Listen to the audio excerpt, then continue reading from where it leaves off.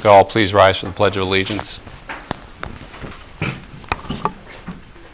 I pledge allegiance to the flag of the United States of America and to the republic for which it stands, one nation, under God, indivisible, with liberty and justice for all.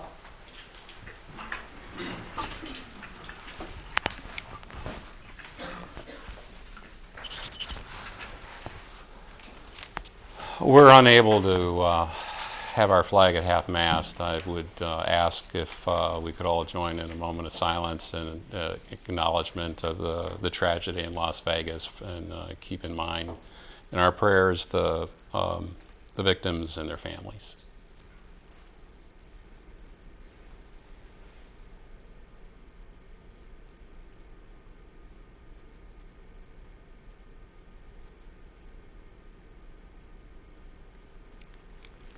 Thank you.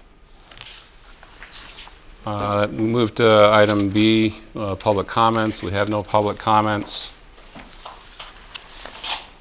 That will take us to special presentation, item C, the German exchange program.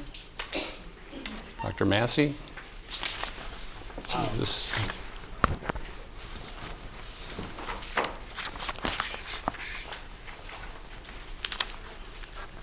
Yes, we were very pleased that Mrs. Magdalena Markinovich,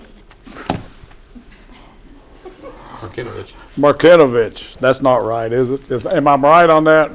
Is it close enough? Now let's get it right. Markinovich, is that right? Okay. All right. Our German teacher at E.C. Glass High School was recently recognized by the United States Department of State for her continuous work in establishing, promoting, and maintaining international relations between the students of Lynchburg, Virginia, and Stonsdorf, Germany. Ms. Markinovich initiated the German-American Partnership Program, the GAPP, during the 2013 school year at Heritage High School. She transferred to E.C. Glass High School in the fall of 2015, where she expanded the program. The GAPP is a highly regarded academic exchange program supported by the German Foreign Office as well as the United States State Department. The program promotes in-depth language learning and intercultural communication. Ms. Markinovich will be recognized by the school board during this presentation. I'd like to ask her to stand and accept our congratulations.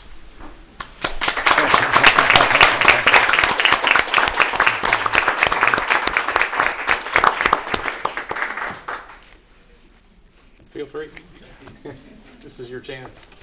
Our presentation is not yet, right? Yeah. Well, no, I know. We're just, Okay. we want to Well, thank you. Yeah, I was shocked to be now rewarded. I just came here to present about my program with my presentation, and then I've heard that I'm being recognized, so thank you all. It means a lot to me. It is what I call my baby, so it's not only the German program, it's this exchange program that I started with help of my colleagues who are here with me tonight as well. And with getting your approval last 3 times to have our trip to Germany, and we're here also to present tonight. So thank you. Okay. Thank you. Congratulations.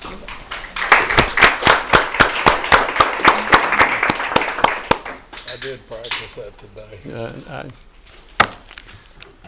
Next is a special presentation. Wow.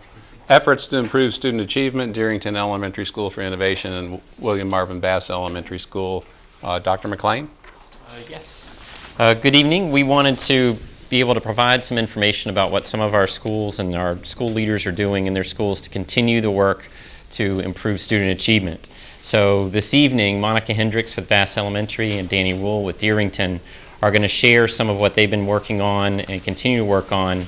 They are focusing specifically this evening on reading, since that is really a primary core area for improvement at these 2 schools, really at all our schools and really all the schools within the Commonwealth. So, Monica and Danny. Well, good evening, school board, chairman, Dr. Massey. We want to set a brief framework for you. We're going to share what's common between both schools in the area of reading that we're looking to improve, and then also what's unique. But more importantly, at the end, we want to share not just on paper what we're doing, but we want you to see it. So we have a few brief clips of how this actually plays out in the schools, so we're excited about that. In the presentation notes that you have, it talks about taking a deeper dive. So we know data supports that we're doing a lot of good things, and we want to get better at doing some of those things. So we're diving deeper with some of those concepts and strategies. So just to share, if you don't mind pulling up that presentation. First things first, we have a structured, very small group focused literacy block. And in the primary grades, that's 2.5 hours each day. And in the upper grades, that is for 2 hours each day. 1 hour of that block, there's additional adult support, which could be co-teaching teams with the special education department or with instructional assistants to help break those classes down into very small groups to individualize instruction for them. We've focused, again this year, on leveled resources for all students and all reading levels. You know, in upper grade levels, you have students reading at various reading levels, so we have resources to support the curriculum. Improving and diving really deeper this year is our data wall, and you'll see in the brief videos an example of that, which focuses on reading. It does other contents as well, but it has a focus on reading. And then our digital data tracker, which is by SOL Strand. So we know these kids inside and out, and we're creating the support systems around them. And then that there's two more that you can't pick up on there in the presentation, but school-wide strategies and expectations start K through 5 this year, so there's going to be a common language at both schools starting in kindergarten all the way through 5th grade, and so the students don't have to learn new strategies when they go grade to grade. They're going to go deeper with the ones that they've learned. And then weekly reading-focused grade level planning, and that is specific to reading this year. That's our emphasis. It does not mean that the other subjects don't get discussed throughout the week and planned around throughout the week, but we're diving deeper with that reading and putting the support system around it. Okay. Sorry, we're going to have to switch here. The next slide of what I'm sharing, primarily everything on this slide, these are new strategies. We're being very intentional about everything we do this year. So one of the first things is to ensure that everyone school-wide is on the same page. So we have provided reading training for all of our instructional assistants. The lead instructional coaches provide that training on a consistent basis so that when the assistants push into classrooms, they feel more comfortable and confident with the skills and being able to address those deficit areas with the students. One of the next strategies we're focusing on is the integration of science and social studies curriculum within the reading block. So it's not unusual to see in either one of our schools students focusing on social studies or science concepts within the reading block of time. We are also focusing on writing in the literacy block. So this could be teaching the students process writing, it could be journaling, just writing across other content areas, writing about reading, just a variety of things we focus on for that section. Next for this school year, both of us did this next one, but it's more consistent and creating those common reading assessments and making sure that information within the weekly PLC meetings, the professional learning communities, that the grade level teams are looking at those deficit skills, looking at those strengths of, wow, we really did this great with our students, but we need to focus on this. So making sure we have those common assessments that not only focus on the skills, but help build that stamina. So when the students take the SOL test, they're familiar with the length of the test. And then the last area is just focusing on reading observations each quarter. Mr. Rule and I submitted the number of observations we would complete for each quarter. So it just varies with school, but just making sure we get into every kindergarten through 5th grade classroom each quarter so we can observe reading instruction and provide feedback to teachers. And then the last one, which is cut off on that slide, is division level has provided reading observation sweeps, and both of us have already participated in our reading sweep. And that was a time for division level teams to push into every classroom, K through 5, and they were able to observe the reading block, provide trends throughout the school. That information was provided back to us, the strengths and weaknesses. From that, we've taken the areas of growth, added those into our school improvement plans. We will have professional development centered around those areas of growth. So we'll have those continuing throughout the school year. And next slide, this is unique to Bass Elementary. We have our Bass Academy after-school program, which is funded through our 21st Century Grant. And so with that program, we provide reading and math instruction 3 days a week. This school year, because science was a deficit last year, we're also integrating science within our reading instruction for our after-school program. We have very structured blocks of time for instruction. The after-school teachers are collaborating with the day school teachers to make sure they know what the deficit areas are, what needs to be addressed, what strategies we've been using within the normal school day that they can incorporate within after school. So just making sure there's that constant collaboration and communication so we're all on the same page. And then the last that's unique to Bass is intercession. And we've had intercession for years. We have 4 intercessions built into our calendar, and that is a week-long, half-day, focused on reading and math. So we spend half of the time focused on reading, half on math. And this year, again, we're integrating that science within reading, just making sure we have that clear focus. Our intercession for this year, it's based off student data. When the teachers are meeting within their grade level PLC meetings, they're analyzing the data, identifying those students that need to focus on specific skills, and then those students are invited to intercession to kind of bridge that gap. Okay. Then specific to Deerington, this year we are offering a 1-day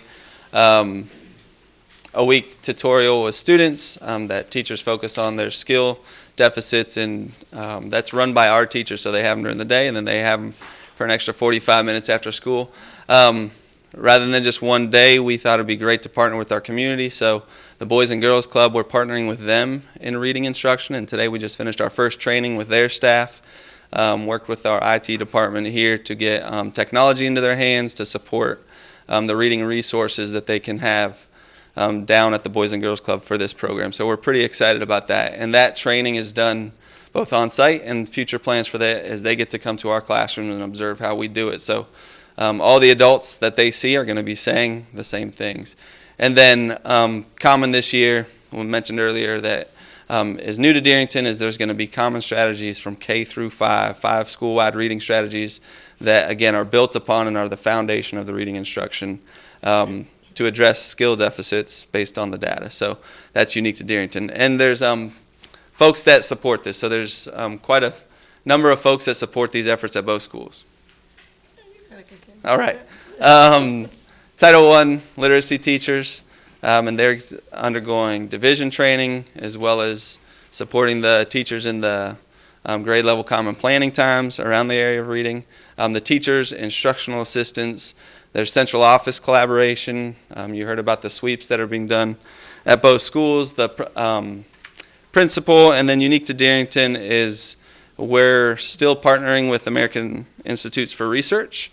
And the strategies, our ELA coach with American Institutes for Research this year is one of the puzzle pieces why our colleagues at Perrymont did so well. And so we're excited to have him on board, sharing some of those best evidence-based research strategies. So we're excited about this next piece, and hopefully all technology works as planned. There's a few clips on what all this jargon means for a student and what it looks like at each of the schools. So we'll keep our fingers crossed.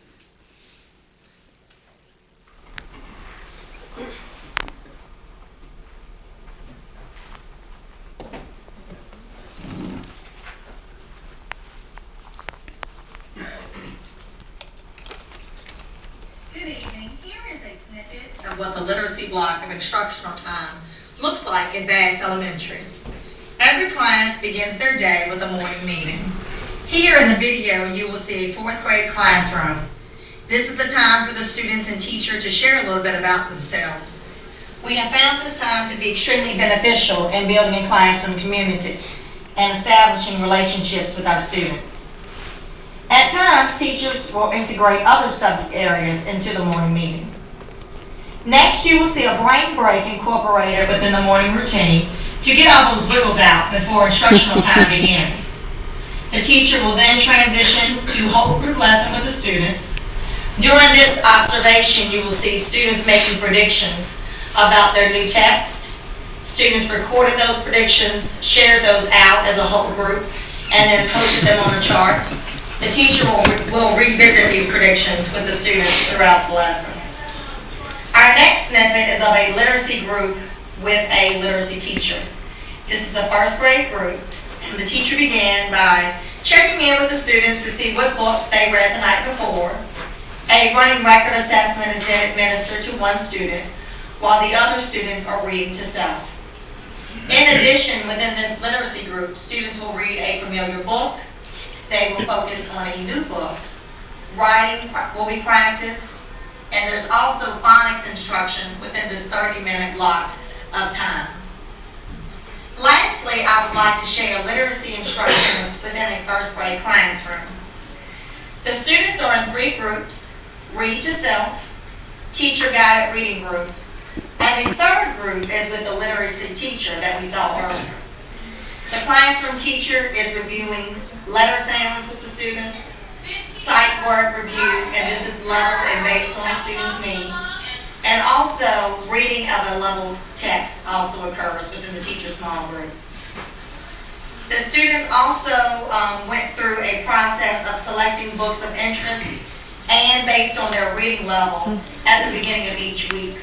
Student selection is based on the iPick chart and read to self expectations are listed. Thank you for taking the time to see a few highlights of all of the hard work that is occurring at Bass Elementary School.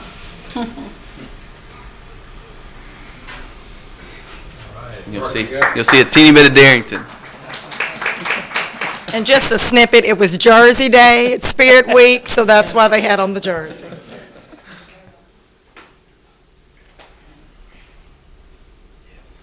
If you write anything on your computer, Uh-oh. you need to get grammar points. I read pretty much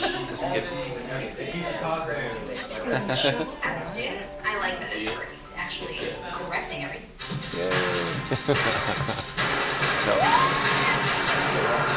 That is not deer. That's a home life. Sorry. Don't show them that one at Darrington.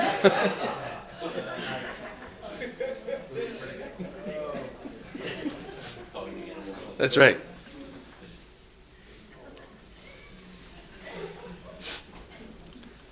That's my night job.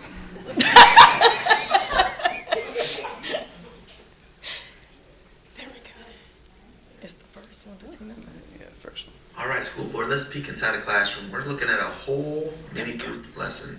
Now, what's unique about this is we have our AIR coach, who is leading not only our teacher and students in modeling a lesson, but our lead instructional coach is in there learning and teaching these 5 best instructional strategies for students.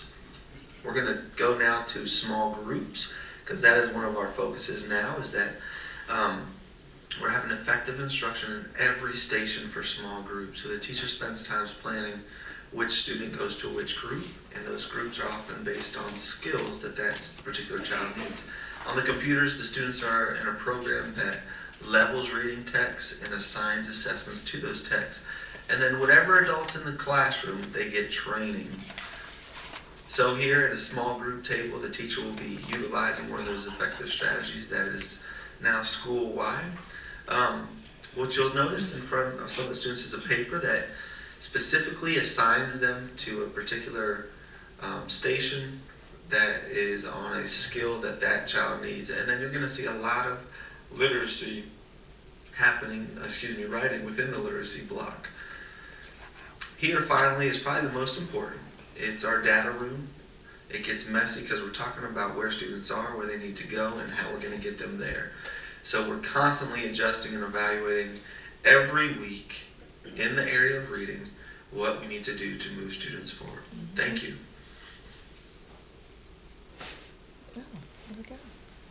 And that's it. Well, thank you. Appreciate that. Absolutely. Any other? Okay. Board member questions or comments? Dr. Brennan? I know that we talk a lot about the credentialing process, and we just want to let you all know how much we appreciate all this work that you do in your schools to have your students and children be successful. It's really terrific. We know it's very difficult. I know you spend a lot of time, but thank you so much for all that work, and we're sure it's going to be successful for you and for the schools. Thank you. Okay. Ms. Morrison? I just want to make sure I understand. The literacy coach, the AR coach, and the lead instructional coach. Could you differentiate those for me? Sure. So the AIR coach, American Institute for Research coach, is someone who's contracted to work with us as a priority school. Okay. And so they not only work with the teachers, but they work with our coaches. So the coaches that are based at our school are our lead instructional coach, and they do schoolwork alongside with some division work for the Lynchburg City Schools. But then I have 2 literacy coaches in my Title I department at the school. So the AIR coach, if you will, guides a lot of that and bounces ideas and helps them create a lens for reading instruction, and hone in on their lens a little bit like we used to do it, or we continue to do with the Lole Cole. So it's another person that's coming in and sharing research-based and evidence-based strategies in reading, working with our staff. Thank you. Does that help a little? Thanks. Okay. Other questions, comments? Dr. Sinha? Well, I was really glad to see the video because I tend to be a visual person, and I'm just always hearing about the data being collected, and it's been hard for me to really grasp how that's done. And so the window into your classrooms and how sometimes it's the teacher, sometimes it's the student, really helped me get a better foothold on what's going on there. And I'm just so curious about all that and how those assessments work and how they measure improvement so that they have that longitudinal component to them. It's really, really impressive. So thank you for that. And maybe I'll come by and visit you had that data room? Yes. I'd really like to see that.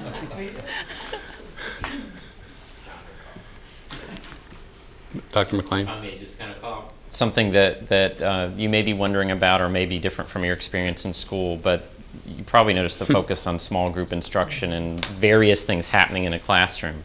Why is that? Well, for a couple reasons, at least a couple reasons. One is typically, and let's just take a second grade classroom, you have students everywhere from beginning to read to students who are reading, let's say, 4th and 5th grade level.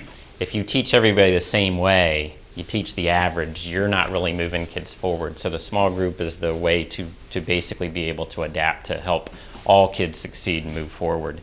It's also the case that in those small groups, reading is a process where if each of you were to be reading something, the feedback a teacher needs to give you is slightly different. And so feedback is a huge part of improvement, and that small group enables that to happen. So a lot of this is about, you can't really, it's hard to have more than 2.5 hours of the day to literacy, which is what it is. How do you increase the quality contact time to meet the variety needs in that? And that's what these principals and the teachers in their schools have been diving in to do and following the research-based practices of how to do that.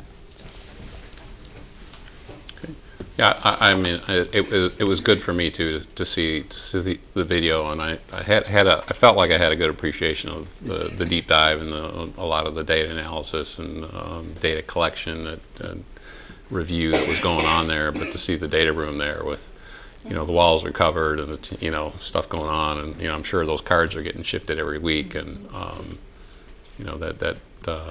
that's impressive, and your scores or your results are certainly are very good. So, thank you, Ms. Carter. And I was pleased to see that the students were able to be some sitting on the floor at the desk, And that's good. They seem much more relaxed and really engaged in what they were doing. And to be able to pinpoint exactly what that student needs has to be a benefit to each child. That's really wonderful. Ms. Snyder? Thank you so much for the presentation. One of the big takeaways I saw was we always talk about those wraparound services and the partnership you're having now with the Boys and Girls Club and working with using the same verbiage, using the same teaching methods. That's where we're going to be able to really utilize those wraparound services. So that's a great partnership, and I'd eventually love to hear some results from that. Do you have DESI students there and BAS students there, or is this? Yes, so this is a little bit of a pilot program with the majority of the students right now at this Jefferson Park Boys and Girls Club come from Darrington and Lincoln Elementary School. I think there's a few scattered in there from other schools from the area, but that's the majority. So we're excited to see what it does. Yeah, it's our first year. That's a great partnership. Great job. Okay. All right. Very good. Thank you. Thank you.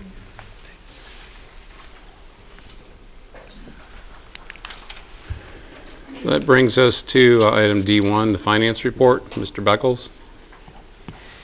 Good evening. My financial report today is going to be made up of three components. One, I'm going to review the August financial statements. Then I'm going to give you an update on the school nutrition meal participation and some updates on the eligibility application completion. And then thirdly, I'm going to go over some information related to health insurance. As far as August financial statements are concerned, we are the second month into the fiscal year.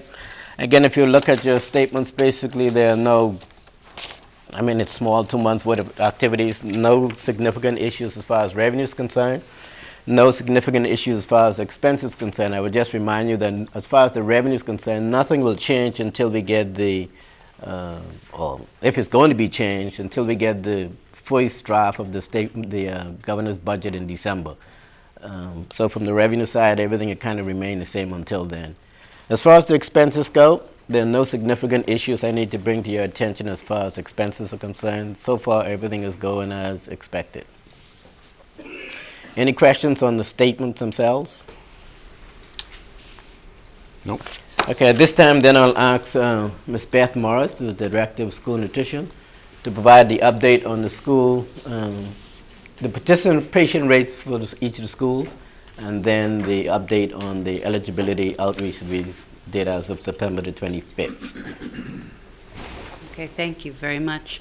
As Mr. Beckel says, I am here this evening to provide the school board with an update on our free and reduced meal program that we operate at the three non-CEP schools. Those are Bedford Hills Elementary School, Eastie Glass High School, and Heritage High School, and also to provide you with the initial impact of community eligibility provision at the 4 schools that we added this school year. On Wednesday, September 6th, School Nutrition mailed reminder notices and a second application form to the 231 households who were eligible for free meal benefits last year, but who had not yet completed a current year's application. The mailing was sent out only to the households of the 3 schools not operating under the community eligibility provision, that being Bedford Hills, Eastie Glass, and Heritage High School. As a result of this mailing, in conjunction with email notices, phone messages, and personal calls to households, School Nutrition processed 16 new applications for Bedford Hills students, 41 new applications for Eastie Glass High School students, and 73 new applications for Heritage High School students from September 6th through September 25th. I do want to publicly acknowledge with gratitude LCS principals Sherry Steele, Jeff Garrett, and Tim Beatty for their efforts on behalf of their students to communicate the need for a current eligibility determination prior to the September 25th expiration of last year's meal benefits. The principals organized school-wide campaigns to reach students. Counselors met with students individually. The administrative teams made personal phone calls, and flyers were posted throughout the schools alerting students to the expiration date. After lunch service on Monday, September 25th, 14 students at Bedford Hills, 95 students at EC Glass High School, and 90 students at Heritage High School who had been eligible for meal benefits last year had not applied for free or reduced price meals for this school year. A new eligibility determination is required each year, as family circumstances are likely to change from one year to the next. There can be an increase or a reduction in household income, as well as an increase or decrease in household size. When a parent of a Bedford Hills student who had received free meals last year answered a reminder call, she thanked us for the call, but said she would not be applying for free meals this year because she had gotten a job as a teacher and wouldn't qualify for the benefits this year. Conversely, a parent of 2 high school students came into the school nutrition office just yesterday to apply for meal benefits for the first time because she had lost her job last month. As these examples demonstrate, some families who were eligible for free or reduced price meals last year may not be eligible or need the benefit this year, while other families who had not qualified for or needed the benefit in previous years may apply this year. Since September 26th, school nutrition has processed 9 additional applications for Bedford Hills students, 30 applications for EC Glass students, and 31 applications for Heritage High School students. Families can apply for meal benefits at any time throughout the school year, and we know from experience that families will continue to submit free and reduced meal applications as their circumstances require. Thank you.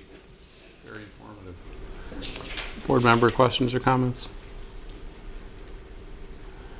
No, I guess, thank you on behalf of the board. Obviously, everyone at those schools went to a great effort to reach out to the families and make them aware, and that's it's very gratifying to see that, and appreciate your effort. Thank you. Thank you. And I did want to share just briefly the good news story of community eligibility on the 3 middle schools and Paul Monroe Elementary School. For the month of September, which is the only data that we really have at this point and gathered quickly as we're just into October. But we've seen an 11% increase in participation at both breakfast and lunch at Paul Monroe Elementary School. We've seen a modest increase in participation at the middle schools for breakfast, but at Dunbar Middle School for lunch, we've seen almost an 11% increase in participation at lunch, a 10% increase at Lincoln Middle School, and a 5% increase at Sandusky Middle School. So certainly a program that we are very happy to be providing at those 4 schools, and anticipate as families, we have even heard from families during this application process that were not aware that they had students that were attending the community eligibility provision schools. So as families are becoming more aware of that, we anticipate that the participation at those schools will also increase. Very good. Thank you. Questions, comments? Okay, all right, thank you. Back to Mr. Beckles. Okay, this time I'm going to provide you with information on a medical plan. If you know, during since January of last year, I was preparing the board that based on what our insurance claims has looked like, we're going to have to do something with our insurance rates. So the information I'm about to share with you now will not be calling for any change in our current retirement plan policy, which does require board approval. So what I will be sharing with you is information only related to the insurance rates. I'm not asking for changing in the way we structure our plan at this time. This past year was the first time that the city and schools If you just from a historical perspective, one of the requests that the city council has been asking for a long time is for the schools and the city to be in one benefit plan. That is medical, dental, vision, and pharmacy. So last year was the first year that we finally accomplished that. We have the city and the schools are on one plan with all four benefits. The only difference is the school rates are higher than the city rates. And the reason for that is if we had brought the school rates down to match the city rates, it would require a significant increase on the school board having to contribute much more. So that's the only difference that we've faced so far with the school and the city plans. But the plans are identical.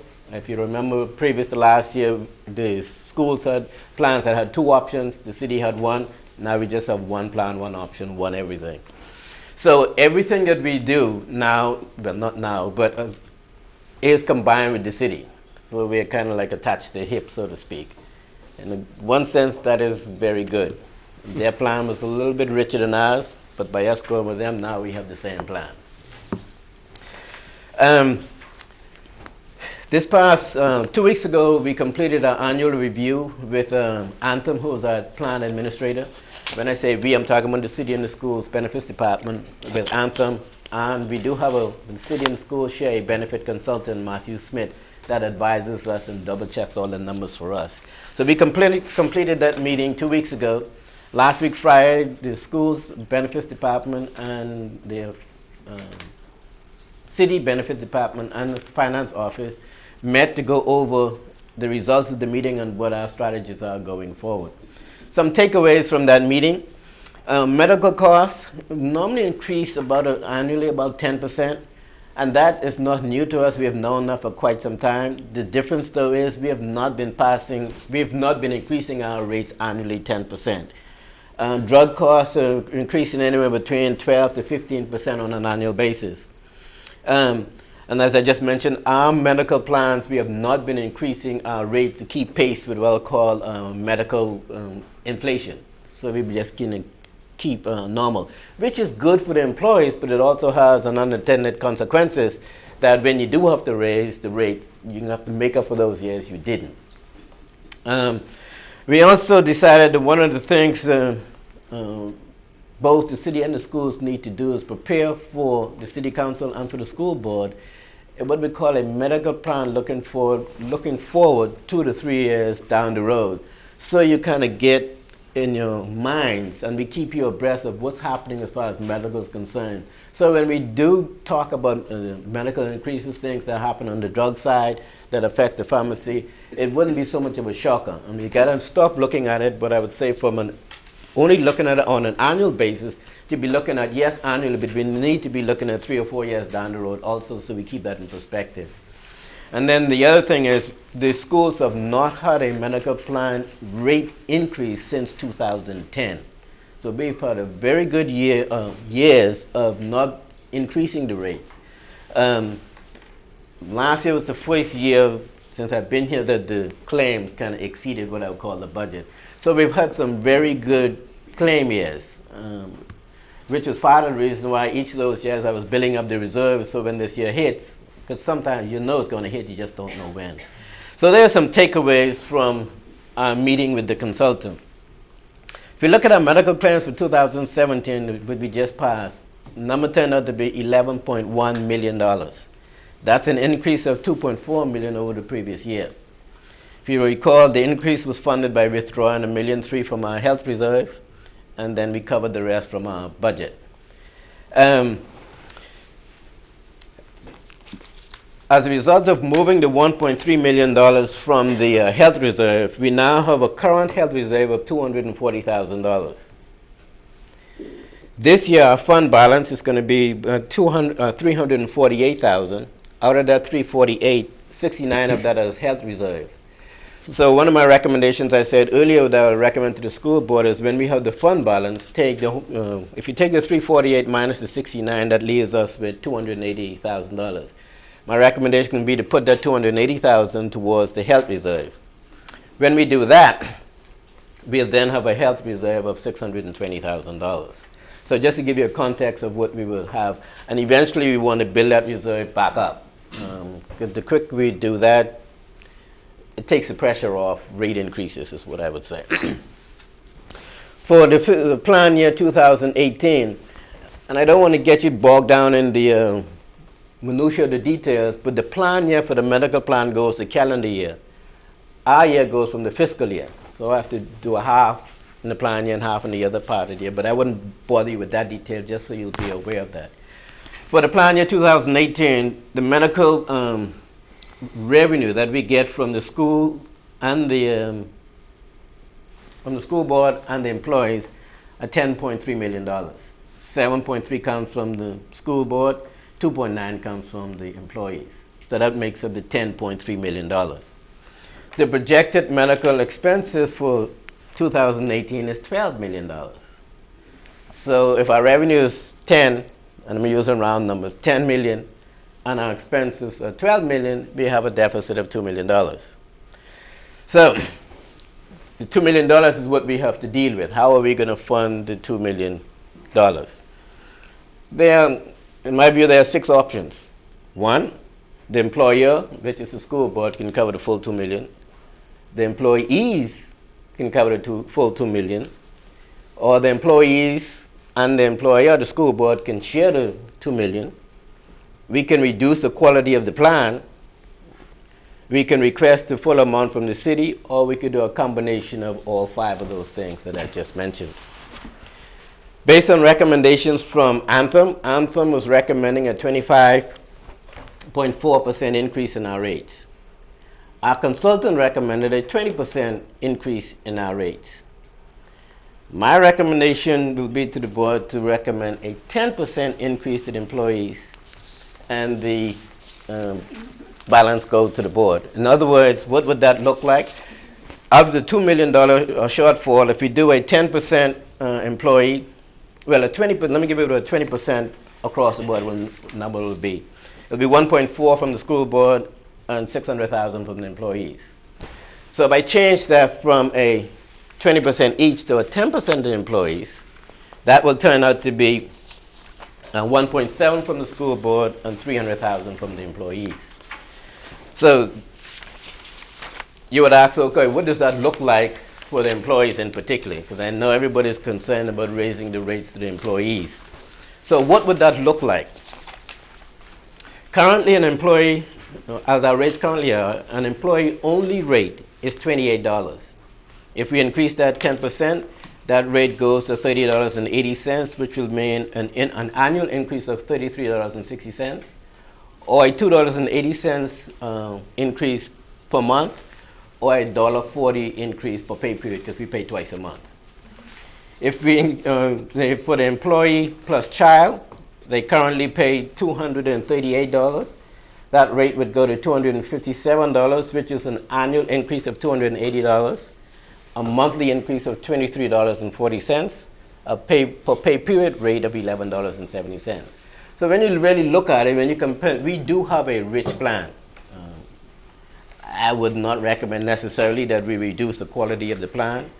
One of the reasons I would not necessarily recommend that is once you reduce that, very rarely you go back to restoring it. So I would kind of be leery of recommending that. So our plan is very rich. We consider we have not done a rate increase since 2010. So all things considered, and if you listen to all the school systems around us, every year they're going up. And not only are they going up on their rates, they're reducing the benefits. We have been blessed to a certain extent. We haven't done that until we just seen this blip in the rates. But if you look for an employee with children, the current rate is $289. That rate will go to $317, which is an annual increase of $346, a monthly increase of $28.90, or a biweekly rate of $14.45. If you go to employee and spouse, it's $292 what they currently pay. That will go to $321, which is an annual increase of $351, $29.27 per month, and then it's $14.64. So you can see that's what would be my recommendation. The rates are not significant compared to doubling. If we were to go to 20%, everything I just read to you will be doubled. It will be more of a hit to the employee's pocketbook. So that would be my recommendation based on where we currently are. If we look at August claims, July claims and August, they're both about $1 million each. We do expect September to be high. Now, I'm hoping that eventually it begins to go down. But so far, we're still a bit high. And I told you I would look at those rates, July, August, and September. September, we will get the 15th of October, but Anthem already gave us a heads up. It's going to be a little bit high. So I can expect it to be around $1 million. So if you look at the 3 months for this fiscal year, each month so far has been $1 million. If that continues, there's our $12 million for the next year. Any questions? Why? Yeah, it's yeah. Dr. Coleman. Yes. Will this be able to be hashed out in the Finance Committee? Yes, in the Finance Committee. Like I said, I will go in I will go in greater detail. I mean, I do have some numbers that you can have now, but I didn't want you to get bogged down in the details. But yes, we could go in more detail in the Finance Committee meeting. Thank you, sir. It's going to be a good short meeting. Ms. Snyder. Okay. So you are comfortable using the 20% as opposed that the consultant recommended as opposed to the 25.4 that Anthem recommended to cover us? Yes. Okay, you're comfortable with that. And then using that would still preserve our reserve. The reserve, that's fine. The reserve right now is, well. Well, if we get it to the 620, right. You were saying, and using the 20% numbers you gave, that would allow us to preserve that for worst case scenario. Everybody's assuming we're not going to balloon again. Right. I mean, if we balloon again, all bets are off. This is a different scenario. So assuming that happens, I mean, it goes kind of like expected. Yes, each year we'll build that reserve back up. Mm-hmm. Now, building the reserve back up takes the pressure off an annual increase. Just bear in mind, though, if you forego the annual increase, eventually you have to make that up. Mm-hmm. If it goes up again. So that's the downside of that. And I know it's a hard balance between increasing the rates to the employees and giving a year pass. But I just want you to be aware, once you pass on a year, you kind of force the future increase to be a little bit more because you did pass up a year given the increase. Because I do not see medical expenses going down at all. So our challenge is to find a way in the budget to not only cover the school board part of it and to give teacher pay raises to cover their part of it. Bingo. Gotcha. Other questions or comments? Looks like some hard choices. So. There are no easy choices in what we have to deal with. But the reality is the expenses are going up. That one, there's not much we could do about that. Yeah. Okay, so is there a plan, schedule? You anticipate when a decision would need to be made, or what's the kind of the path forward? Well, one of the things we wanted to get the board's, feelings about it. Open enrollment for next year, effective plan year begins January 1. That opens at the end of this month. Now you ask, why is it tight? Well, first we have to wait on the information from administrators and trying to process that and do all the calculations. So it does make it tight, but I guess I won't say we are where we are, but we've done the best to get you the most accurate set of information based on Anthem and our consultant crunching all the numbers. Okay. Ms. Carter? Is it possible for you to bring those options again on hard copy so we can look at it, or? I have hard copies I can get you. Okay. Ms. Morrison?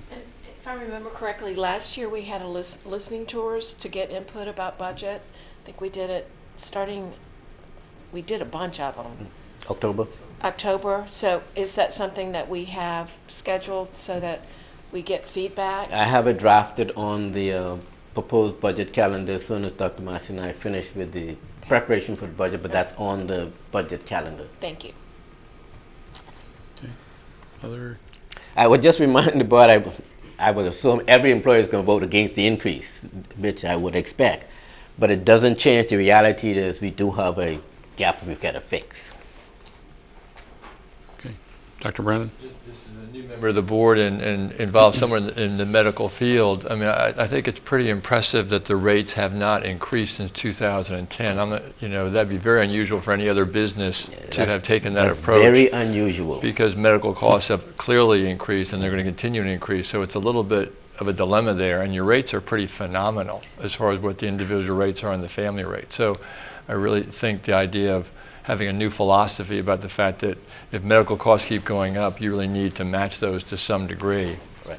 Because that's just the reality. It's just the reality, and that's one of the reasons we want to, when I say we, again, the city's administration, my counterparts, are both going to prepare a document to further explain to the school board and the city council, looking down the road, that this is a reality of life, that this is one of those cans, you kick it down the road, that can is going to be huge, but it's going to be a tub by the time you have to deal with it, if you don't take care of it on an annual basis. Okay. All right. Thank you.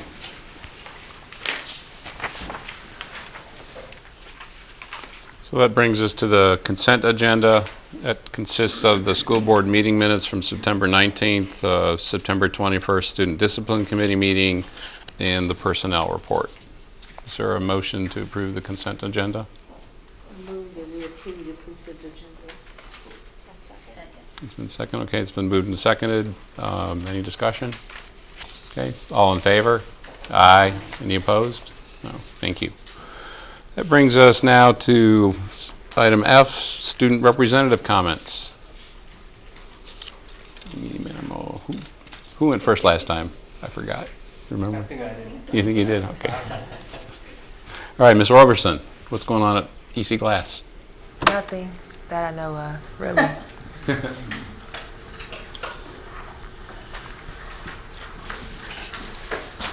So our Hilltopper of the Week last week was Mr. Kramer, and he is a History 1 teacher and has been teaching at Glass for 4 years. And he was nominated because he is always working and is a sponsor of the Gear Up program, and he is very brave for teaching the freshmen at EC Glass. Friday, September 29th, PBIs had a tailgate for students that did not have any referrals for the first 9 weeks, and over 1,000 students were eligible to participate, and it was food and games on the field. And the Exploring Hip Hop elected that I talked about a couple of board meetings ago, it was published in the news in advance Saturday, and it's taught by Mr. Wood, and they learn history and culture of hip hop and analyze and dissect lyrics, and they rap in class every Friday, and the students like to learn about the culture of hip hop. Yesterday at EC Glass, Delegate Scott Garrett came and discussed issues with AP government students, and he talked about the removal of Confederate statues and the congressional districting that benefits him because his re-election is next year, and it was a good way to get students involved in the community. And for athletics, our annual pink games and matches are this week. Volleyball plays tonight and football plays Friday at City Stadium at 7. And for any other athletics, check the EC Glass Facebook page. Any questions? Questions? All right, thank you very much. Very good. Mr. Shaw, what's going on at Heritage? It's very eventful.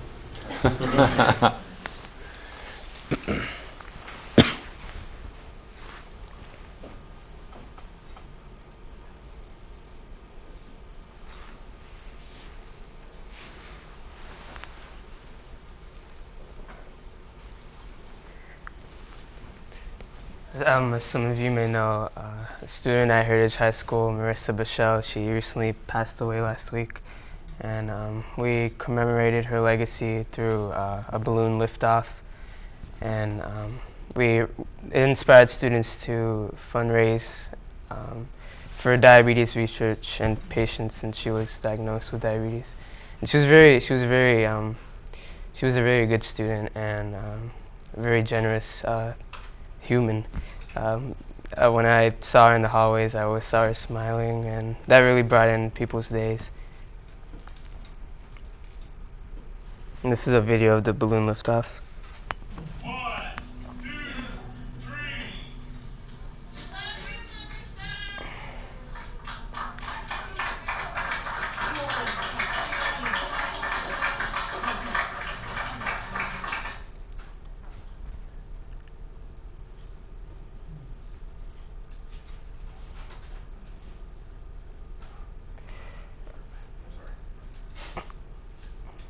Senior Micaiah McMillan, she received the Unashamed Scholarship of $16,500 from Liberty University.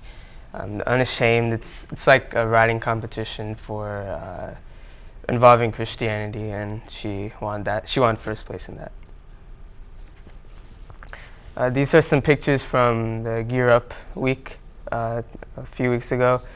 And we really want to express our gratitude to the Student Learning and Success Department for giving sophomores the insight for education, for careers in college. The National Honor Society, we raised around $400 for the victims of Hurricanes Harvey and Irma in the past 2 weeks. And a new club has started. It's called Overcoming Adversity with Diversity. It's really an effort to break stereotypes of race, religion, gender, and embraces various cultures of the school, and makes a comfortable environment for our foreign students. The Pioneer Theater performed the comedy Noises Off this past weekend. Relating to sports, the cross-country team went to Oktoberfest and raced against 50 other schools, and many of them finished in the top 25. A lot of teachers did the 10-miler and 4-miler, and these golf players qualified for regionals: Daniel Birch, Jordan Jones, Nick Leger, and Kyle Parker. The varsity football team defeated Liberty 47-0, and they're now at a 3-1 record. And the JV football team has an undefeated record. These are some photos from the football games. And it's Pioneer Pete over there. That's it. Thank you. Very good. Thank you. Appreciate the update from both of you. So we move to item G, School Board Committee reports. Is there any reports from, a lot of these are, no. Okay, all right. We have no unfinished business, so now we move to new business. That comes to us for information tonight with approval at our next meeting. This first is, this is foreign travel for the high school German students. Dr. McLean or Ms. Markinovich? Gosh.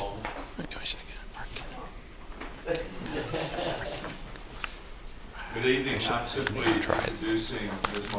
Markinovich and her colleagues. We have Diane Brown here, who is the German teacher at Dunbar, and we also have Barbara Hassel. Did I say that right? Dr. Hassel. Dr. Hassel from Heritage High School. And you had a glimpse of the program that exists, the partnership between Air students and students in Germany, and the request that they will present to you tonight deals with students traveling to Germany this coming summer. So I'm going to turn it over to them and let them give you the details. Thank you. Good evening. I'm back. So we're here today to present our June 2018 travel. This is the only exchange program that I'm aware of at Lynchburg City Schools. That's foreign language exchange program. Correct me if I'm wrong. All right. Okay. So you can go to the next slide, please. The purpose, well, you have heard a little bit already. GAPP stands for German American Partnership Program, and we started in 2014 at Heritage High School, and then I continued, expanded it at EC Glass as well. And this is not a tourist visit for our students. It is educational experience, and also they build the connections, not only between our schools, between our cities, states, but also between the countries. So it is quite important program. There's a little video of a minute only long of one of our trips, my favorite trip, 2015.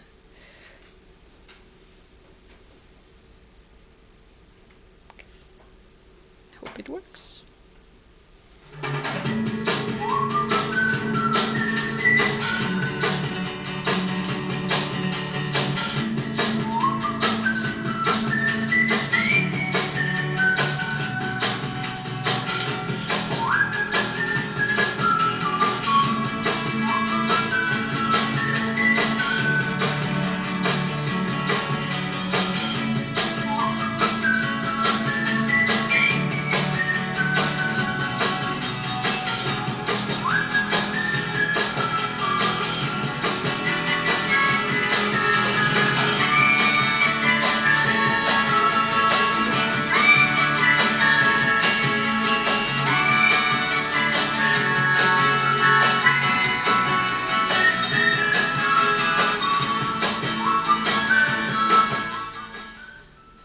Thank you. So we have been there to visit 3 times, and they have come, the German school visitors have come to visit us 4 times, and we're planning now our return visit for the 4th time. I did have a little brochure also for you that explains briefly what GAPP is, and in that I highlighted also, a question was raised about what is it the chaperones are in charge of, so that's the highlighted portion of it. As far as our partner school, the name of it is Vico von Bülow Gymnasium, and it is located about 35 minutes southwest of Berlin. So it is like a suburb of Berlin. It's not exactly in the city. We do go into the city to do all sorts of field trips, but students are attending a school and spending most of the time in a smaller setting. The student participants are, there's a limit of 12 students that can participate in the program. So we do combine both EC Glass and Heritage High School, send our students, we take our students from both high schools to this exchange program. The way that they are selected, we do advertise the program in German classes on the morning announcements or afternoon announcements, in emails sent to parents, teachers, letters, etc.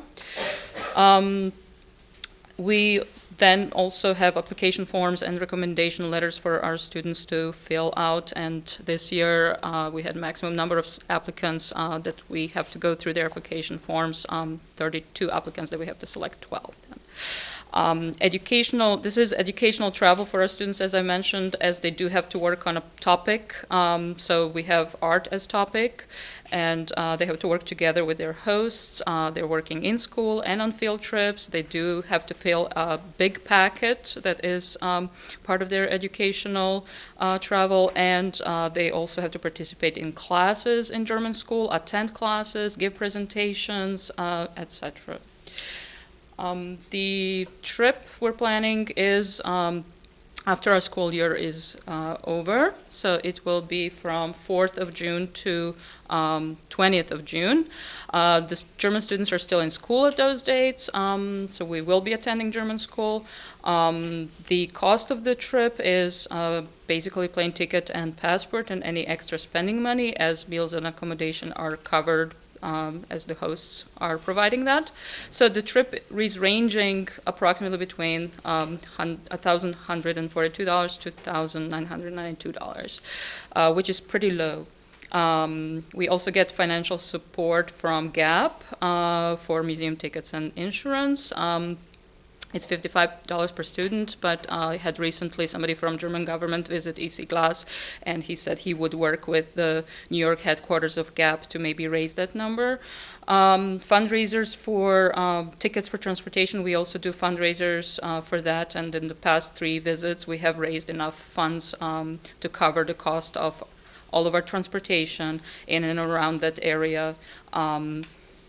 We have had success with those 2 fundraisers, so. Okay, and as far as the next points, I will have Frau Brown from Dunbar give you a little bit of information. Okay, I'll give you some information about the chaperones. This year, our chaperone to student ratio will be 3 students to 1 chaperone. In terms of how much time we spend with the students, in a 24-hour period, we're typically with the students between 4 to 6 hours. A typical day would be the students would meet the chaperones at school after having spent the night or the evening with their host family. We meet around 8 o'clock in the morning. The students will disperse to go to classes with their hosts. We then meet again with the students for 1 to 2 hours for what we call homeroom, where we might discuss the activities we're doing that day, maybe give some language instruction, celebrate a birthday if an event comes up. And then we usually spend another 2 to 4 hours in the afternoon with our students sightseeing.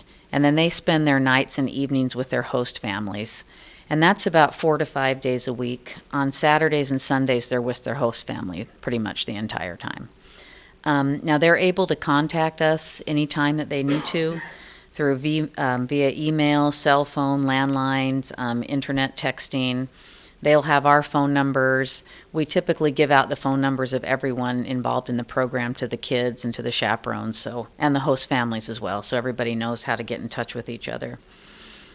Throughout the day, we're aware of where they are, and the students are monitored by their host families in the evening. The host families are in charge of monitoring them when the students are not with the chaperones, and the host families are well aware of the rules and expectations we have for our students. We also have confidence in our German colleagues to carefully select host families for our kids. And our students are accountable to their host families for their time, if they're not with us. If a student goes on a trip with a host family for the weekend, if they leave the area, chaperones must be notified ahead of time and informed of all the trip details. And the parents in the United States will have all the contact information as well for their children, their host families, and all of the chaperones if they need to contact us. In terms of our code of conduct and safety and health, the students will complete all of the forms that LCS provides for medication, field trip information forms. We also pay attention to what the State Department says in regards to travel advisories, anything that may be going on internationally that could affect us. And our students do purchase insurance, which costs $12, and that covers any medical situation, accident insurance, and liability insurance. And I had the opportunity to use that medical myself, and it was very, very good insurance, paid for everything. We do hold meetings with parents and students several months prior to the travel. We've had our first meeting already. And those are monthly meetings. Parents and students are invited. Some of the meetings only students attend.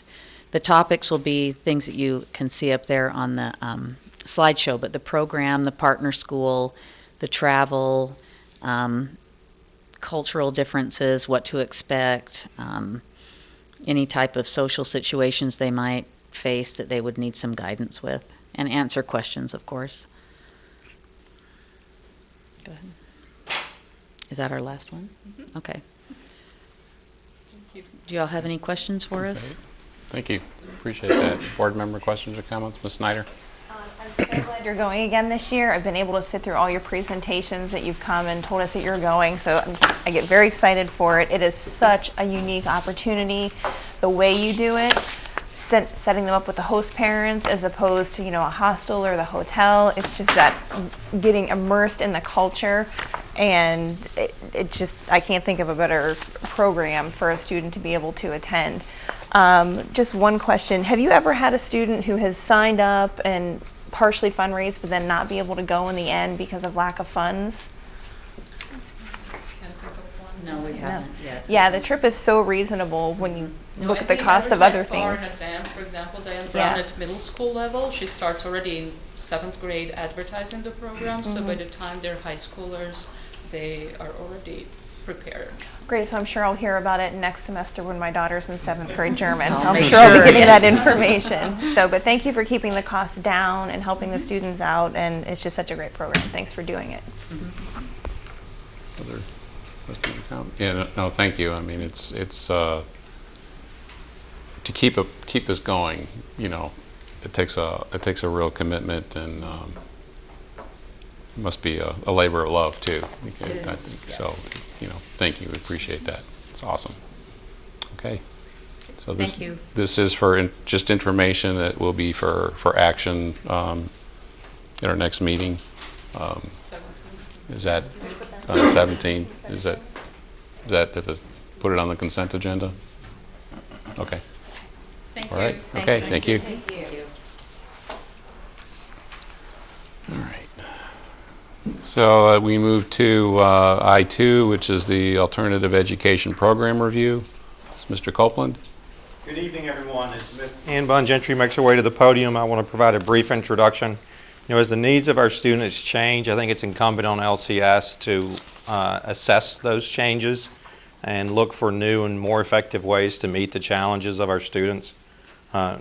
Ms. Gentry is going to provide some information on a process that we're going to be undertaking over the next several months to take a look at our alternative education programs and to see if we're meeting the needs and where we might need to grow or expand.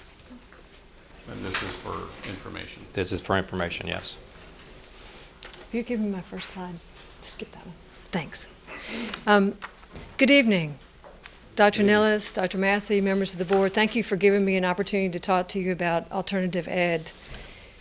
I put this slide up here because I'm a very visual person, and it was just a reminder to me that the division is responsible for our students from the time they come to us at pre-K and kindergarten all the way through graduation.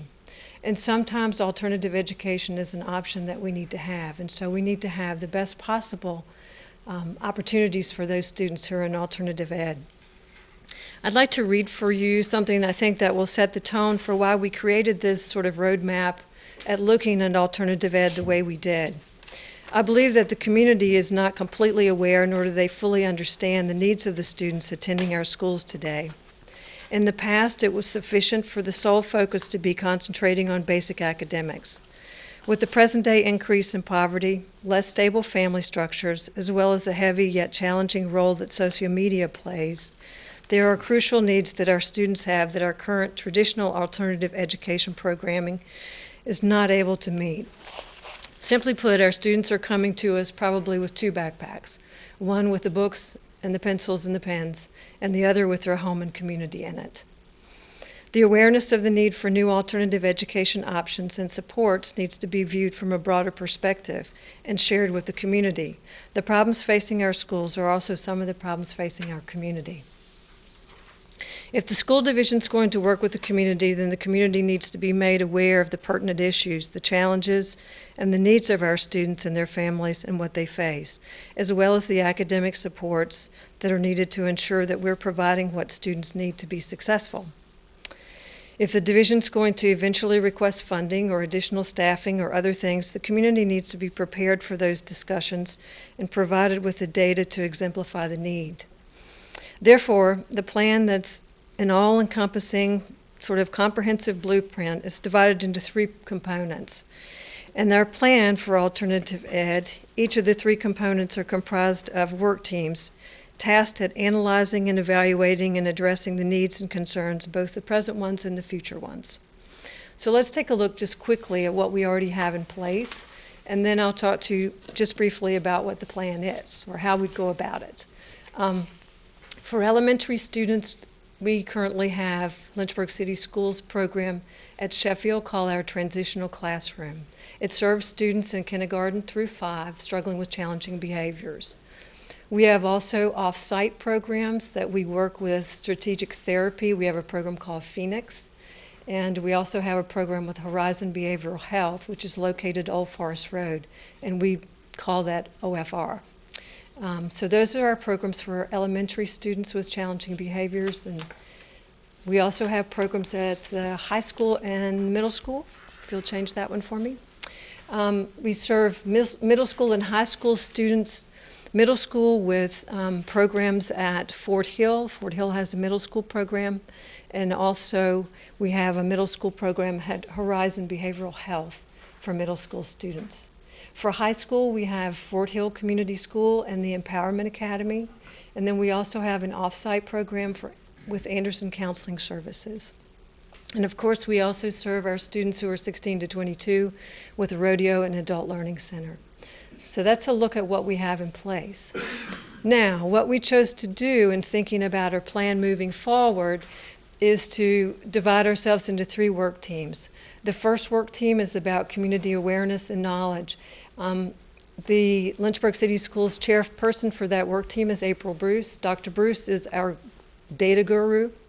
And we felt like it would be really good for her to work with our team to put some information together, to go out to the community about what our successes are and what some of our challenges are.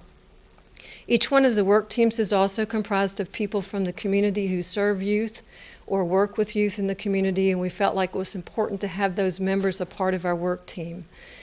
Each work team has a set of goals, as you'll see there, and a timeline in place.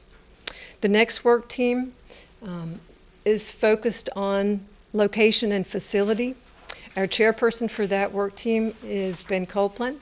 They have a set of goals to look at our current use of spaces, whether we can consolidate some spaces, whether we need to look for new space options. So they have a challenge there to look for those kinds of things, to determine what would be most beneficial to our ALTED programs. They also have a timeline.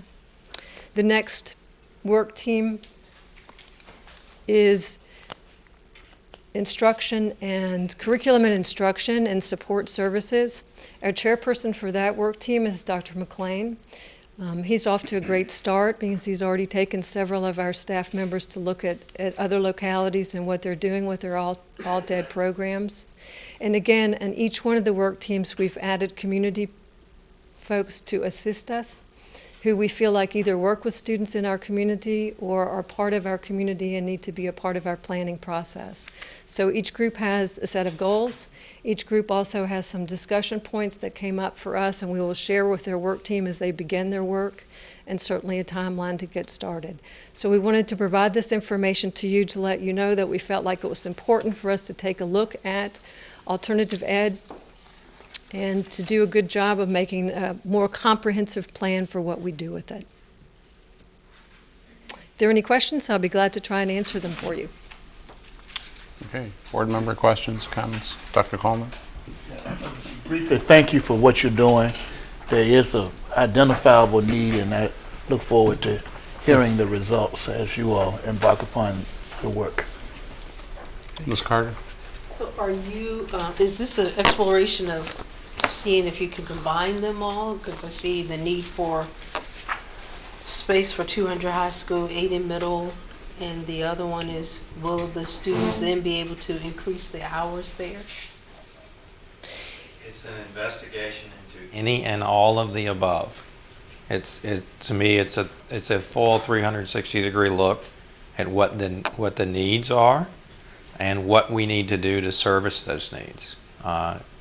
In a perfect world, we'd love to have these children in a 7-hour instructional day like they get everywhere else.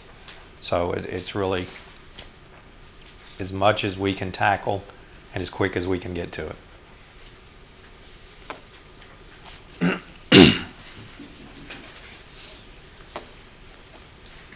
Is this focus really primarily within the school division, or are you looking to try to integrate with external, service providers, outside of the ones we already have programs with? We have programs with the providers you see listed already. Right. I think it's open to us to consider all kinds of options. We're trying to make the best possible plan for these students who have some additional needs and don't always fit into our typical classroom environment. So I think we'd be open to looking at all kinds of suggestions. We've looked at other programs in other areas and other parts of the state to try and get some read on what other people are doing, so we have a good example from different localities in order to do that. Okay, thank you. Ms. Morrison. And as you develop these plans, I would hope that we would get a breakdown of cost, how this fits into our budget. Most certainly. It's not a plan If you're going to without a change your budget. model, Not a plan without a budget. if you're going to change your model, there's going to be a cost implication, and that's why you can see that this is really looking a budget cycle ahead of what we're about to enter right now. Right. Yeah, the plan was to do the studying now, the work groups to do their work independently, and then come together and look at a comprehensive approach so that we could look at what the financial requirements might be to make any kind of changes. Okay. Ms. Snyder. So thank you for breaking it down the way you did. I think this is an important issue that's really affecting a lot of classrooms in our district, just from talking to teachers and staff. So, but to break it down and have a team leader for each component of this, I think is better. Everybody can collaborate. So I just appreciate the way you broke it down that way. And, you know, as you guys are getting updates, I'm sure we would appreciate them too. Yes. Thanks. Yeah, we'll be glad to, as we get started, let you know. Certainly. All right. Ms. Carter. And I'm sure that the PBIS or LaTanya Brown will also be part of this, somewhere in this mix. Yes, With we the have. challenging We're going behaviors to and- build our teams and then use folks that have the expert knowledge to come in and share that knowledge. Might not involve her necessarily in a team, but have her come in and give different sessions or data or information to them when they need it or request it. Okay. Anything else? Okay. Thank you. This Thank you. this looks good. So appreciate it. So we move to item I3, which is extended opportunities for success, a grant summary for 2016-17. Dr. McLean? Yes. Call up Sarah Campbell for this. As Sarah makes her way up, just this item is for information, providing you an update on the grant that we've now had for a few years related to extending opportunities for success beyond the school day. So, Sarah. Good evening. As Dr. McLean said, LCS has had the Extended School Year Grant sponsored by the Virginia Department of Ed. We call it our Extended Opportunities for Success Grant, or EOS grant. So tonight I'm going to share an overview from our program last year in 2016-17 and kind of give you some happenings for the 17-18 school year. LCS received funding from the VDOE for the extended school year back in 2015-16. The intent of the grant funds can be spent over a 2-year period. LCS was first awarded $368,318 to support extended learning opportunities for the 15-16, as well as using the carryover for 16-17. We reapplied for the grant in July 2016, and we were awarded $921,248 and to provide the extended opportunities for the 2016-17 school year, as well as this year 17-18.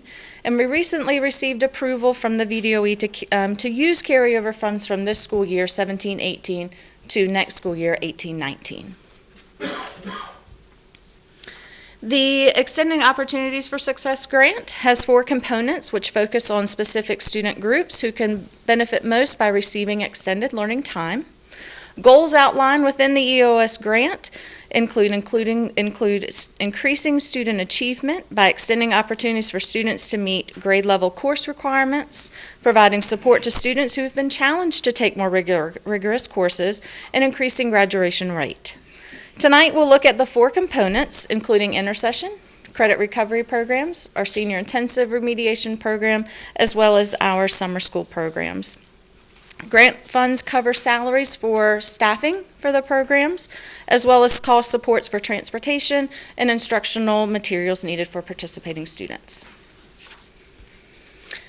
During the 16-17 school year, LCS, our calendar allotted for 6 intercession days, 3 being in October, 3 being in February and March. If by chance you were able to visit any of the schools, these are some of the things you might have seen. Our elementary schools participating in small group instruction through station-based learning, basically focusing in the areas of reading, math, science, and social studies. Our pre-K friends at Hutcherson participated during February, and their main focus was on literacy and math. At the secondary level, we had CNA students from both high schools. They were able to go to Liberty Ridge Nursing Home for hands-on practical work. The practical hours helped the students in preparation for their state licensure exam, which is a requirement for graduation.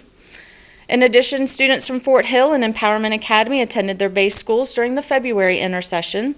Some of these students were able to review key components from the personal finance course and take the required WISE exam, which is also needed for graduation.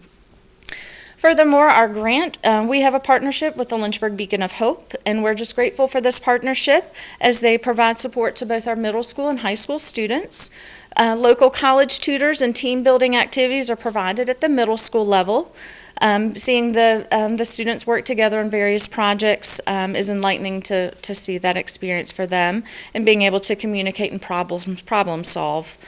The Lynchburg Beacon of Hope also led daily sessions at our high schools that included completing college applications and FAFSA, ACT prep, as well as SAT prep.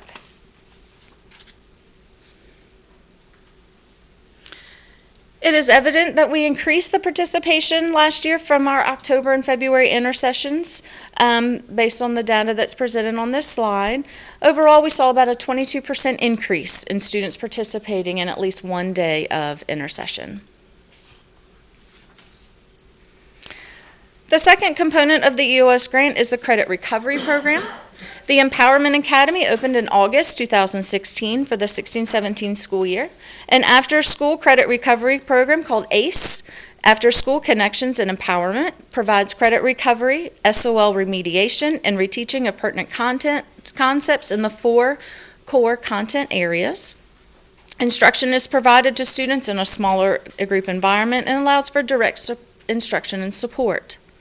The course content offered at the student-specific base needs in the areas of SOLs, classroom assessments aligned to the standards, and or graduation requirements. Attendance varied each week based on the student need, with about an average of 3 to 5 students from the various grade levels that attended on Tuesdays and Thursdays for 2 hours, and the program started in January and ran through April. Staffing including a rotation of 3 teachers and a guidance counselor. And one of the seniors who participated earned their high school diploma and participated in summer graduation in July. The third component of the EOS grant is Senior Intensive. This program occurred during the month of June 2017. 6 students took the opportunity to come to school during the summer to receive remediation and support as they took a course on the E2020 program. Upon successful completion of the course, the students obtained verified credits for graduation, and out of the 6 students, 3 of those earned credits needed to graduate. The final component within the EOS grant is our summer programs. LCS receives money from the state to run remedial summer programs, but through our extended school year grant, LCS is able to extend summer program hours to support additional time for student learning at both the elementary and middle school levels. These summer programs operated 4 hours a day for 13 days as compared to 3.75 hours a day for 12 days during the 2014-15 school year, and this was prior to the implementation of the EOS grant. The elementary summer bridge program and the pedal summer program occurred July 5th through the 21st. And at the elementary program, we had 180 pre-K through 5th grade students participate. And the summer remedial program focuses primarily on reading and math and skills for bridging the learning to the next grade level. At the Pedal Elementary Summer Program, there were 110 students of rising 2nd through 6th graders who participated. This summer program promotes accelerated learning in reading and math by furthering academic achievement and narrowing the achievement gap for recommended students. Our middle school summer school occurred July 5th through the 21st. The first session was for students who needed to pass either math or science course. Of the 91 students that participated, all of them passed the course at the end of the summer session. The second session was for students who needed to pass a course in either reading or history. Out of the 107 students that participated, 104 of them passed the course during that time. At the Petal Secondary Summer School, there were 11 students that participated. The summer program, again, promotes accelerated learning in reading and math and furthering academic achievement for those that are recommended to participate. The EOS grant supports academic course scholarships for our high school students who might need to take a course for credit but are unable to pay for that course. During this past summer, 2017, 20 scholarships were awarded to students, and all 20 of those students ended up passing their summer course and earning the credits they needed toward graduation. And even though the EOS grant does not fund our high school programming, I just wanted to share that our high school summer credit program was held June 26th through July 21st, and there were 94 students in attendance, and of those, 82% of those students were able to pass their course and earn the verified credits they needed toward graduation. As we look ahead to this school year, the LCS calendar includes 3 days of intercession that will be coming up next week, October 9th through 11th. Schools have been preparing a 4 to 6 hour program within their school with a primary focus of reading and math. We're continuing to explore ways to effectively measure student achievement. While we have anecdotal information, we're looking at more concrete ways to measure that impact, and we're currently working with the schools to determine this process. But ultimately, the final measure is looking at that student achievement relative to meeting the requirements of state standards and assessments. Upon completion of intercession, schools will have an opportunity to develop additional extended learning opportunities between November and April. Schools will determine their focus and schedule, whether it's after school and or on Saturdays, to provide support to students in efforts to continue to meet our grant goals. All changes to the extended learning opportunities, including the reduction from our 6 days of intercession to the 3 days of intercession, will require an amendment to the Department of Ed. And as I said earlier, we have received a recent notification from VDOE that we're able to carry over our monies from this year to the 18-19 school year. The number of intercession days or extended learning opportunities will depend on the approved calendar for next school year. In closing, I just want to say thank you for your support to each of our schools. We are happy that we're able to provide extended day opportunities that supports the goals of the EOS grant. These goals including, again, increasing student achievement by extending opportunities for students to meet grade level and course requirements, providing support to students who have been challenged to take rigorous courses, and increasing graduation rate. Together, our tradition of excellence will continue to meet every child by name and by need to graduation. Thank you. Questions or comments? No. Ms. Morrison. I'm going to take this opportunity to talk about it's not the intercessions in our calendar. I know the work that goes on that, but starting this Thursday, students are out half a day, and on Friday they're out all day, and then most students are out for 3 days for the intercession, and then there's 2 days for a fall break. That's 6.5 days that our students are away from instruction, and it's all of that put together that causes not only a lost instructional time, but strain on families who are not attending the intercession. So I appreciate what you did last year when you looked at the calendar and how you're working with the intercession to provide it outside of days out of school, and I hope we can continue to do that. Okay, thank you. Appreciate it.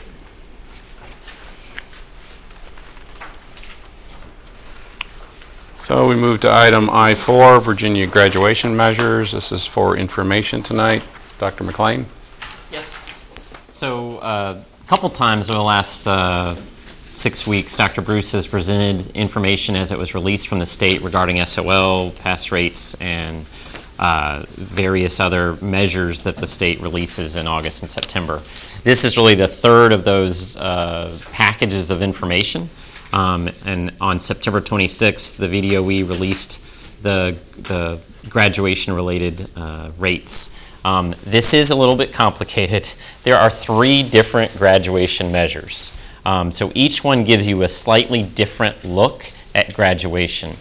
Some of these are federal, some of these are state, and they may all change to some degree as the state goes through its updated accreditation process as we go into next year. But we want to present the information from these 3 measures. So the first one you have in front of you is the Federal Graduation Indicator. Some things to point out in terms of how it's defined relative to the others. So this is when a student within 4 years is achieving a standard or advanced studies diploma. If it takes a student longer than 4 years, then they're not included here. If you look at that last bullet, it also doesn't include students who are in different kinds of graduation. A GED, a certificate of completion, they are counted as not, they are not counted into this indicator. So with those as some background definitions, you'll notice both EC Glass and Heritage High School have been increasing over the last few years. This last year, Glass from 81 to 82, and Heritage from 81 to 88.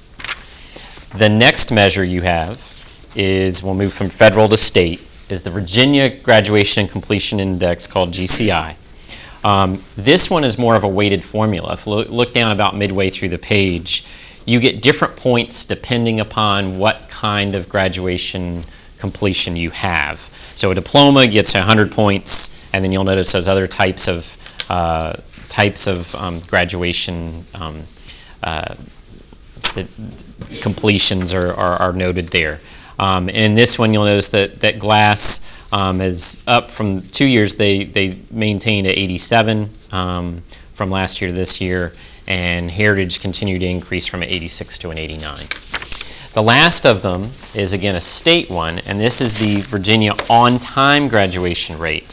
So this one takes into factors that some of the others don't, which student mobility. It breaks out students by coding them as dropout, long-term absence, unconfirmed, and something to name with all these. You'll see the little note at the bottom of the slide. We continue to get information on students after these are initially published, as we're able to find out where a student is after they've left us. So these numbers are not static, and they will change as we get information that goes through the year. But the accreditation and everything else is pinned to the number that comes out in September. Our high schools did meet those accreditation targets, and if you look at the numbers over the last few years, we have EC Glass is up from 2 years ago. They did step back 1, but they're at 85. Heritage is continuing to increase up to 89. If we look at some data that's just comparative on this on-time graduation rate, we've pulled for you. This doesn't show changes. It just shows you static from the end of this last year by different subgroups. Part of showing this to you also is because the state, as it updates its accreditation system, is going to start looking at graduation by subgroup, and there will be targets for different groups. And so this is a little bit of a precursor as we go forward into the future, but we provide that data for you there. And then in a comparison, as we do sometimes with the 17 cities that are like Lynchburg in the sense of what we call our 15-15 cities, those who have at least 15,000 population and 15% poverty rate. Lynchburg is pretty much in the middle of those cities. Similar as to when we looked at this with SOL rates, if you compare us a few years ago, we've really moved from the bottom or very near the bottom of that group to being closer to the middle of that group. And you see here that rate and where we stand relative to some of the other city divisions. So thank you to Dr. Bruce for providing this information. Not able to be here tonight, but I wanted to pass that along to you so you have updates. Really the graduation rates in each of those 3 cuts is good news relative to the fact of continued growth, while we still also have some room to grow. Okay, thank you. Board member questions or comments? Ms. Snyder. If we look at the federal graduation indicator, do we have any way to factor in the students who fall in that last bullet with the GED, certificate of completion? I mean, I feel like those should be celebrated as well, even though they're not recognized by the federal indicator.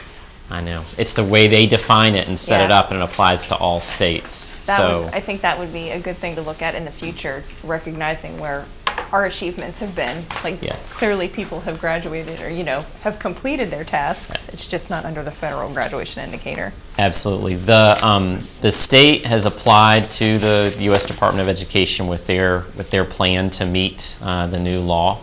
And included in there are approaches to how we measure the graduation rate.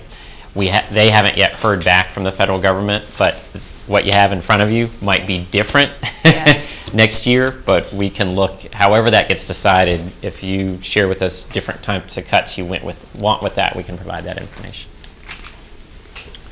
Dr. Brennan? Can I just ask about the definition of the 15-15 parameters? Is that something that is a national parameter, or is that something that Lynchburg City Schools came up with? And do you think that reflects where our district is? Is that the best way to look at that, or should be narrowed more? I think it's a way. We've looked at it in different ways in the past. Like the News in Advance will look regionally. They'll look at other divisions that are right around us. We did a scatter plot a few years ago that had a combination of regional and other divisions that have some similar situations.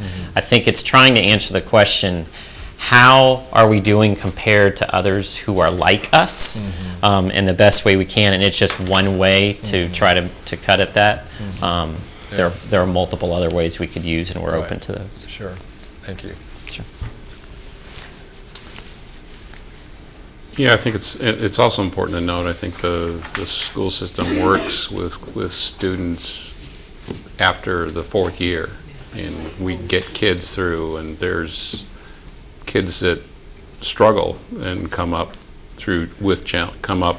brought up in challenging situations and stick it out and graduate in 5 years. It takes a lot of effort on their part, as well as the staff in their commitment, and it's unfortunate that that's not acknowledged in some of these measures.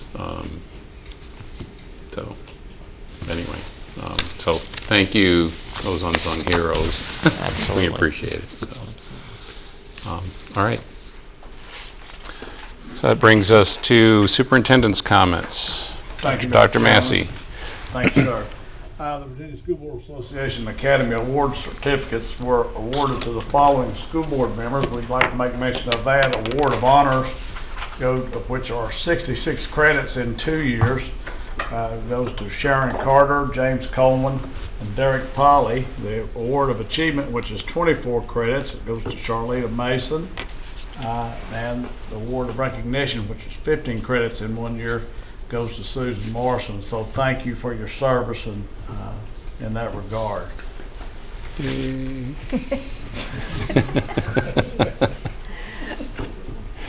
Would you like me to do something else?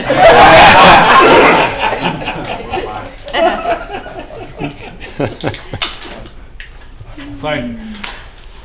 I was pleased to be present at the Junior National Honor Society induction at T.C. Miller Elementary School last night. Some 25 students were inducted into this very prestigious organization, which recognizes students for scholarship, service, leadership, and character.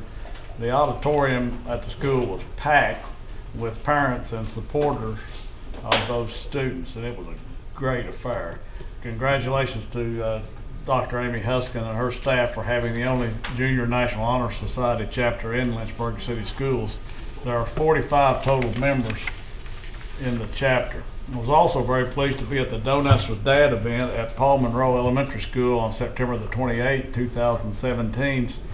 Dads, granddads, and significant others came to have donuts, coffee, and juice, and to visit classrooms to show support for their students. There was a very large crowd present, and I must say it was exciting to see such support for those students. Those two particular schools have a lot of support from their communities, and it just shows you with the success they're having as to how much that means to them. And while I'm talking about visiting schools, I also visited in the classrooms at T.C. Miller, and it was amazing what was going on. But I felt so excited when I went to Bass yesterday and saw those young new teachers and how they were really extending themselves to teach those children down there at Bass. And at all three of those schools I just mentioned, and particularly the one at Bass yesterday, I saw children who were very happy and very engaged, and it was just I left there buoyed by my experience, and I just think you're going to see some improvements at that school because people are really working hard. I hope you'll go by and check them out. You'll be excited when you do. And finally, I would like to express our deepest sympathy to the families of several members of the Lynchburg City Schools community. As was mentioned earlier, Marissa Bashell was a student at Heritage High School, and her father is a teacher at Fort Hill Community School. She passed away just recently. Also, we had a student at the Laurel Regional School who passed away recently, Trent Thurston. And we had a former teacher and coach with Lynchburg City Schools who was serving as a substitute for us, Wayne Johnson, passed away. Our thoughts and prayers are with all the families of those individuals and to the schools where they attended or worked. And I'd like to ask for a moment of silence for those families at this time.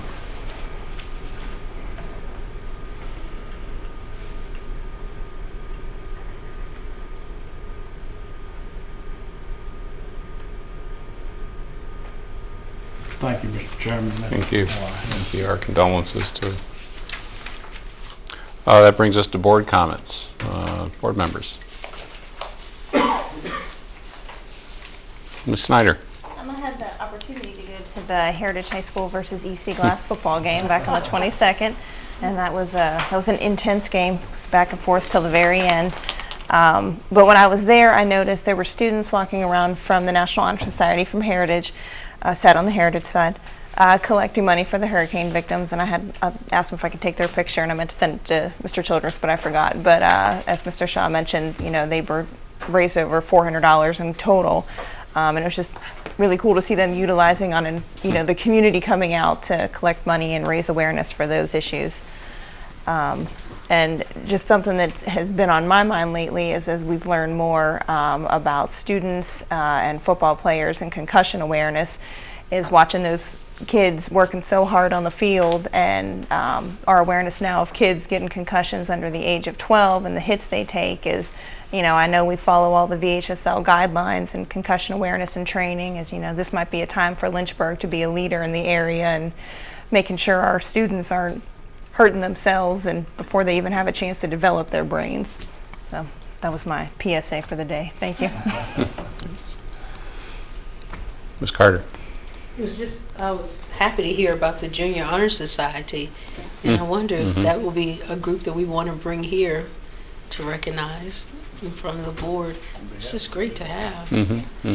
We have so many things. The Lynchburg City Schools has so many things that people are not aware of, and it would be great if other elementary schools would join and see if they can get one at their school.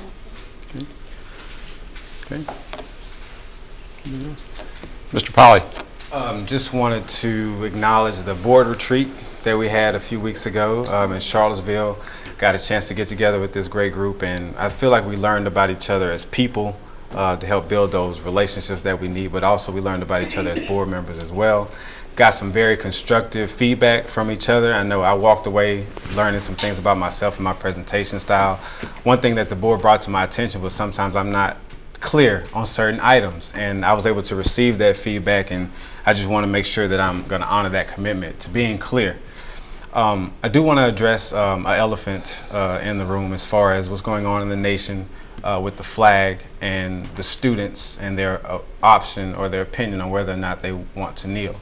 It's not just happening in Lynchburg. I got a letter from the NSBA. It's happening in Florida, New York, where there has been some confusion as far as whether the students have the right. And Dr. Massey did a great job sending out the official statement from the behalf of LCS that went out to the LCS staff and teachers.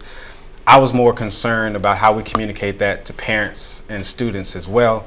I've gotten some acknowledgement of that there might be some misunderstanding of the rule, and what I wanted to do was to make sure that the students and the teachers know that we are aware of the policy, but also this issue can be bigger than just the flag. I feel like we have an obligation to send a direct message to each student in Lynchburg City Schools that you are not alone, you will not be muzzled, your beliefs and your opinions are valuable.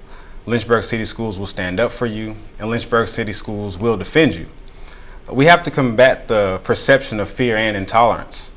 Every child should feel free to express themselves, especially in areas where there are policies already set. Some people look at this as controversy, but there's a true teaching moment here. There's education and then there's training. When you educate a child, that child can think for themselves, that child can defend themselves, and that child can stand up for themselves. When you are training a child, you're not necessarily catering to the independence of that child. So we are responsible for shaping the mindsets of our next leaders in the upcoming generation. And are we allowing students to think for themselves and express themselves how they see fit in according to the Supreme Court ruling and the constitutional right? I think we can take some of the animosity and the anger out of this situation and, as I said, approach it as a teaching moment where no child should feel like they're isolated or have to be embarrassed for doing what they feel is right or standing up for another child who is doing what they feel is right.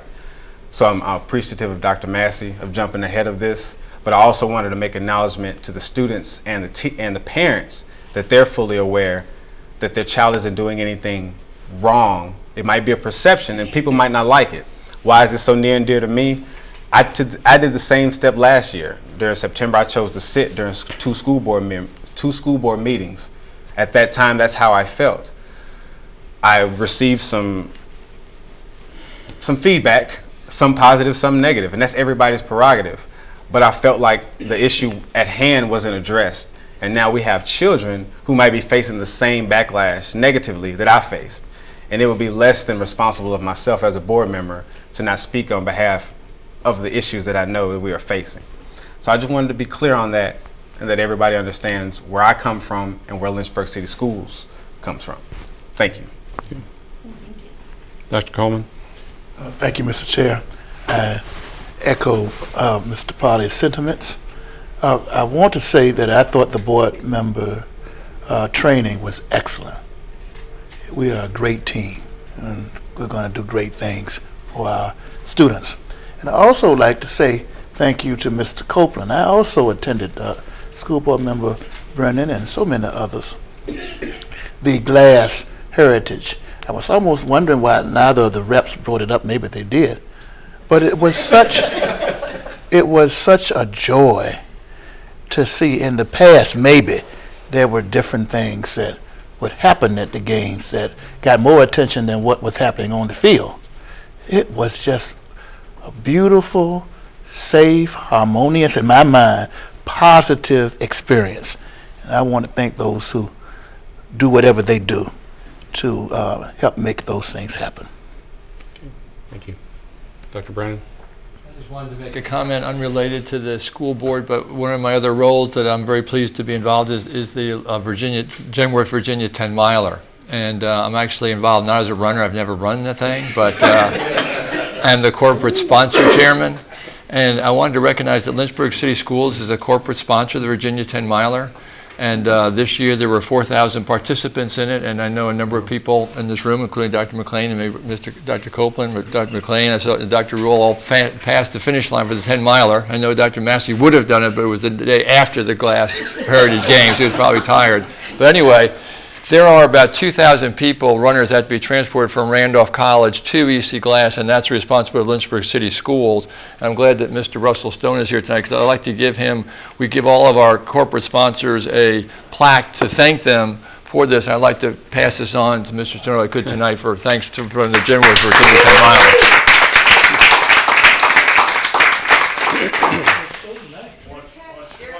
What? Whoop, whoop, whoop. Yeah. Whoa. You only do that once.